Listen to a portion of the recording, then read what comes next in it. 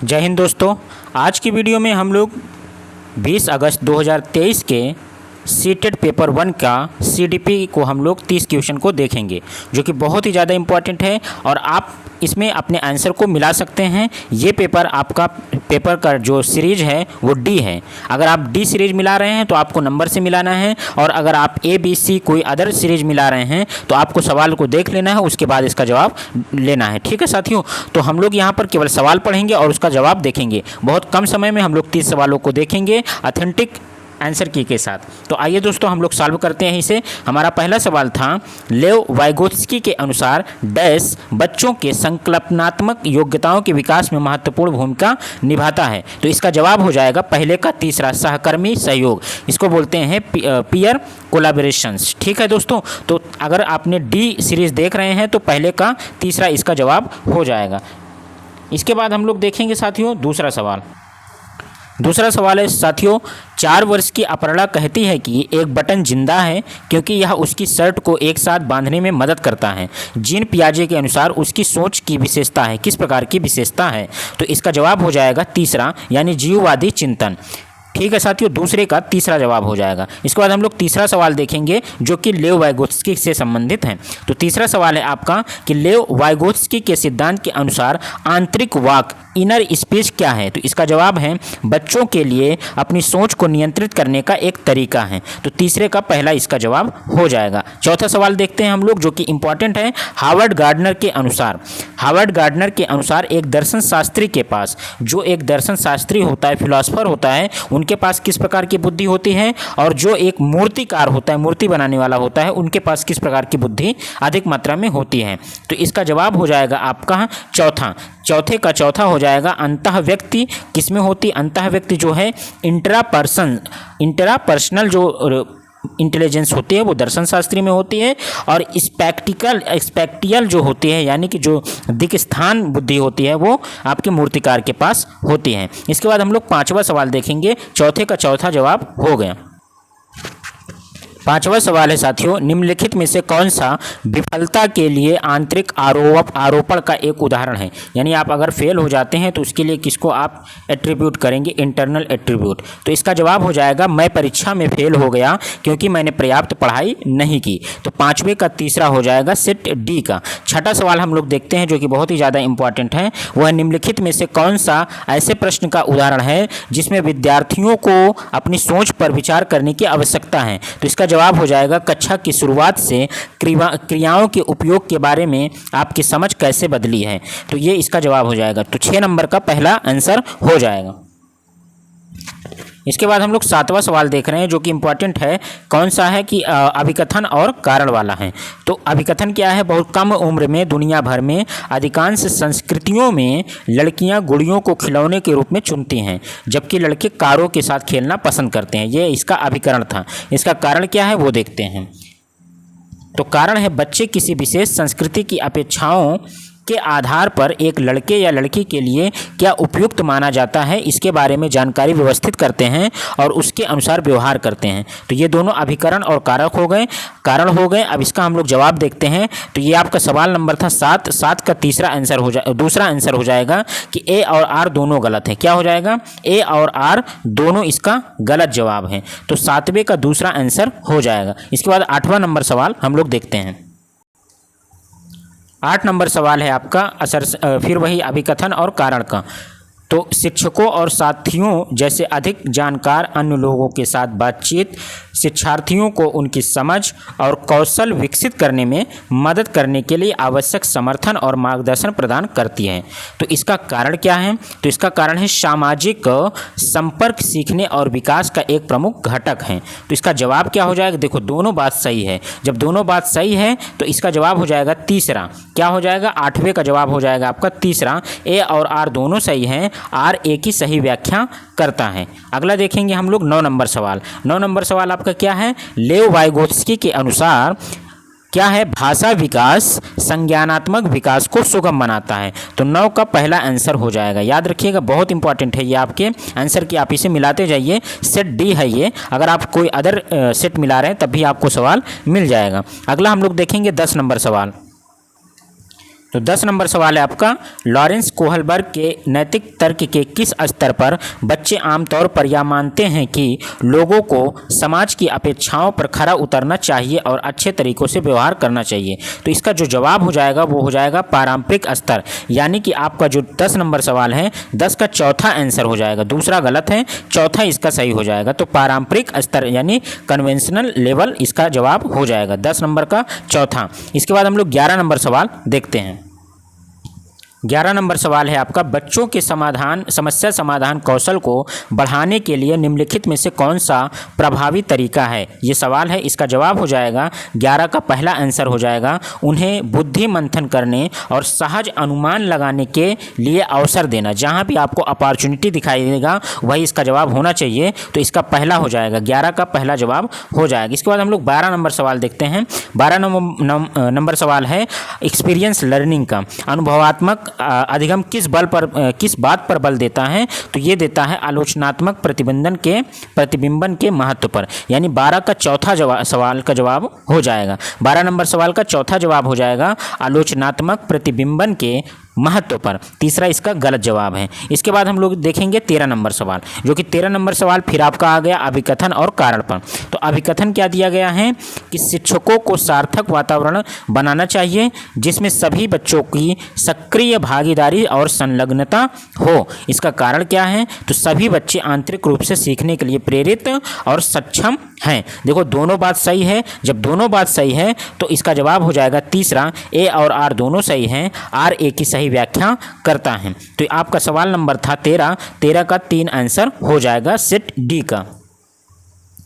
इसके बाद 14 नंबर सवाल है कि निम्नलिखित में से कौन सा प्रक्रिया अधिगम योगदान नहीं देती है। प्रक्रिया अधिगम योगदान नहीं देती है, तो इसका आंसर हो जाएगा पहला नंबर गैर प्रासंगिकरण।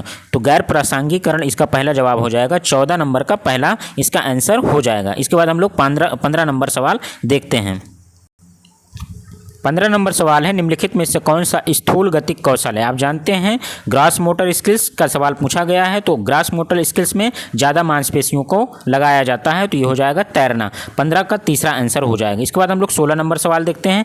भौतिक वृद्धि यानी कि फिजिकल ग्रोथ और डेवलपमेंट, भौतिक वृद्धि और विकास के किस प्रकार के जो सिद्धांतों का पालन करते हैं। तो आपको पता है कि जो वृद्धि और विकास है ये जो है फिजिकल वाला जो है वो शीर्षगामी और समीपस्थ, इसका मतलब है सिफेलोकॉडल और प्रॉक्सिमो डिस्टल वाला आंसर हो जाएगा, यानी कि 16 का तीसरा हो जाएगा। 17 नंबर सवाल देखते हैं जो कि इंपॉर्टेंट है।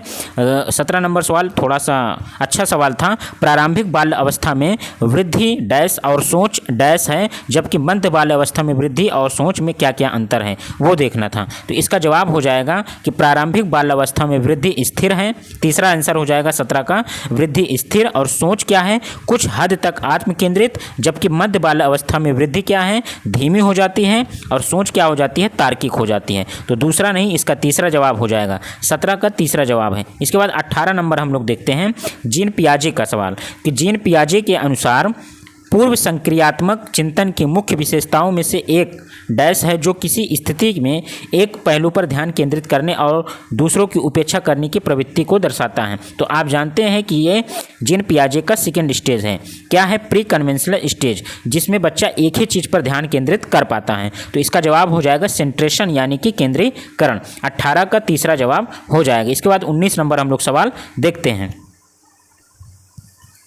19 नंबर सवाल है अधिगम के लिए आकलन यानी असेसमेंट फॉर लर्निंग। अधिगम के लिए आकलन का मुख्य लक्ष्य क्या है? तो इसका मुख्य लक्ष्य है आपका आंसर हो जाएगा चौथा, 19 का चौथा हो जाएगा कि विद्यार्थियों को प्रतिपुष्टि प्रदान करना, प्रतिपुष्टि यानी फीडबैक प्रदान करना, और जिसका उपयोग उनके अधिगम के सुधार के लिए किया जा सकता है। ठीक है दोस्तों, तो ये आपका 19 का चौथा आंसर हो जाएगा सेट डी का। इसके बाद हम लोग 20 नंबर क्वेश्चन देखते हैं कि किस आयु में बच्चे शब्दों के साथ खेल में शामिल हो सकते हैं और चुटकुले और पहेलियों को पसंद करते हैं, और जिसमें शब्दों का खेल शामिल हो वो बच्चे खेलते हैं। तो 7 वर्ष के बच्चे जो होते हैं इसका जवाब हो जाएगा पहला, यानी 20 का नंबर 1 हो जाएगा 7 वर्ष। इसके बाद 21 नंबर सवाल देखते हैं जो कि है कैरल गिलिगन ने कोहलबर्ग के नैतिक सिद्धांत की आलोचना की है। तो क्यों आलोचना की है? तो इसका जवाब हो जाएगा तीसरा, 21 का 3 हो जाएगा नारीवादी दृष्टिकोण से। दूसरा जवाब गलत है, तीसरा हो जाएगा नारीवादी दृष्टिकोण। इसके बाद 22 नंबर सवाल देखेंगे। इसके बाद फिर 8 सवाल बचेगा। शैशव अवस्था में, यानी जब बच्चा इन्फेंसी एज में होता है तो शैशव अवस्था में समाजीकरण की प्राथमिक संस्थाएं क्या हो जाएगा, डैश में जो भरा जाएगा वो हो जाएगा प्राथमिक संस्थाएं प्रमुख रूप से महत्वपूर्ण है, जबकि प्रारंभिक बाल्यावस्था में समाजीकरण की माध्यमिक संस्थाएं महत्वपूर्ण हैं। तो इसका जवाब हो जाएगा तीसरा, यानी 22 का तीसरा हो जाएगा प्राथमिक और माध्यमिक। ठीक है साथियों, तीसरा हो जाएगा 22 का। इसके बाद 23 नंबर सवाल है डिस्ग्राफिया से। तो डिस्ग्राफिया क्या है, एक विकार है। कैसा विकार है ये, एक तंत्रिकीय विकार है जिसकी विशेषता अक्षरों और आकारों को बनाने में कठिनाई है। तो चौथा हो जाएगा इसका, यानी 23 का चौथा जवाब हो जाएगा। इसके बाद 24 नंबर सवाल देखेंगे। प्रतिभावान बच्चों को शिक्षित करने का उपागम जो उन्हें असामान्य रूप से तीव्र गति से पाठ्यचर्या के माध्यम से आगे बढ़ाता है क्या कहलाता है। तो इसका जवाब हो जाएगा त्वरण। क्या हो जाएगा, त्वरण। 24 का चौथा सवाल का जवाब हो जाएगा। ठीक है दोस्तों, तो 24 नंबर सवाल का जवाब हो जाएगा त्वरण, यानी चौथा। इसके बाद 25 नंबर सवाल हम लोग देखते हैं। 25 नंबर सवाल पूछा है आपसे ऑटिज्म वाले बच्चों के जो होते हैं वो स्वालीनता वाले विद्यार्थियों की विशिष्ट विशेषताएं कौन सी हैं। तो बार बार दोहराव और आवर्ती व्यवहार, चौथा इसका जवाब हो जाएगा। क्या हो जाएगा दोस्तों, चौथा जवाब हो जाएगा 25 का 4। इसके बाद हम लोग 26 नंबर सवाल देखते हैं कि एक शिक्षक जो समावेशी कक्षाओं की दिशा में काम कर रहे हैं उन्हें क्या करना चाहिए। तो उन लोगों को पाठ्यचर्या में अनुकूलन भी करना चाहिए, ये भी सही है। विविध दृष्टिकोणों को अपनाना चाहिए, ये भी सही है। अपने स्वयं के अंतर्निहित पूर्वग्रहों की जांच भी करनी चाहिए। विविधता को एक बाधा के रूप में नहीं देखना चाहिए, यानी चौथा गलत है, 3 सही हैं। तो इसका जवाब क्या हो जाएगा, इसका जवाब हो जाएगा 26 का तीसरा, 1, 2 और 3। तो 26 नंबर सवाल का तीसरा जवाब है पहला, दूसरा और तीसरा। इसके बाद हम लोग 27 नंबर सवाल देख रहे हैं, जो है विद्यार्थियों की सीखने की शैलियों में विविधता। इसको हम लोग कैसे देखेंगे, विविधता को क्या देना चाहिए, महत्व दिया जाना चाहिए और मानव विविधता के प्रतिबिंब के रूप में देखना चाहिए। तो 27 का दूसरा इसका जवाब का आंसर हो जाएगा। 28 नंबर सवाल देखते हैं। निम्नलिखित में से जो आ गया, क्या चीज़ आ गया, कथन और कारण का। तो शिक्षार्थियों के बीच समालोचनात्मक चिंतन को सुगम बनाने के लिए शिक्षकों को उन्हें विविध परिस्थितियों और विभिन्न दृष्टिकोणों से अवगत कराना चाहिए। ये बात सही है। इसका कारण क्या है, जब विद्यार्थी विविध मतभेदों के बीच बातचीत में संलग्न होते हैं तो वे समालोचनात्मक और रचनात्मक रूप से सोचने की अपनी शक्ति को क्या करते हैं, समृद्ध करते हैं। तो इसका जवाब हो जाएगा सही, यानी दोनों सवाल सही हैं। तो इसका आंसर हो जाएगा तीसरा, ए और आर दोनों सही हैं। आर ए की सही व्याख्या करता है। 28 का 3 हो जाएगा। हम लोग सेट नंबर डी देख रहे हैं। इसके बाद 29 नंबर सवाल है कि निम्नलिखित में से अधिगम का प्राथमिक लक्ष्य कौन सा होना चाहिए। तो अधिगम का प्राथमिक लक्ष्य होना चाहिए समालोचनात्मक चिंतन का विकास। क्या होना चाहिए, समालोचनात्मक, यानी क्रिटिकल थिंकिंग का डेवलपमेंट होना चाहिए। तो समालोचनात्मक चिंतन का विकास होना चाहिए। 29 का पहला जवाब हो जाएगा। 30 नंबर सवाल देखेंगे। बच्चे जो है सबसे अधिक प्रभावी ढंग से तब सीखते हैं यदि कोई अवधारणा, कोई कॉन्सेप्ट अगर उनको क्या हो, सामान्य से विशिष्ट की ओर बढ़ती हो। क्या हो जाएगा, सामान्य से विशिष्ट। इसका जवाब दूसरा हो जाएगा। तो 30 का दूसरा हो जाएगा। दोस्तों ये रहा आपका, बहुत ही स्पीड में हम लोगों ने देखा क्योंकि हमें केवल जवाब चाहिए था कि कौन से नंबर का कौन सा सवाल का आंसर सही है। तो ये हमने देखा 30 सवाल जो कि CDP का था, 30 जो कि 20 अगस्त 2023 को पहली शिफ्ट में हुआ था। इसके बाद हम लोग EVS का देखेंगे और इसके बाद हम लोग इंग्लिश और हिंदी का भी देखेंगे। ऐसे ही करके हम लोग सारे विषय को एक एक वीडियो के माध्यम से सॉल्व करेंगे। उसके बाद दूसरे पेपर को यानी सेकंड पेपर को भी हम लोग देखेंगे। साथियों अगर आप चैनल पर नए हैं तो चैनल को सब्सक्राइब कीजिए, वीडियो को शेयर कीजिए, लाइक कीजिए और जल्द ही आपको दूसरी सीरीज इसकी मिलने वाली है। तो आपके कितने सवाल सही हुए इसका जवाब जरूर कमेंट बॉक्स में करें। Thank you so much.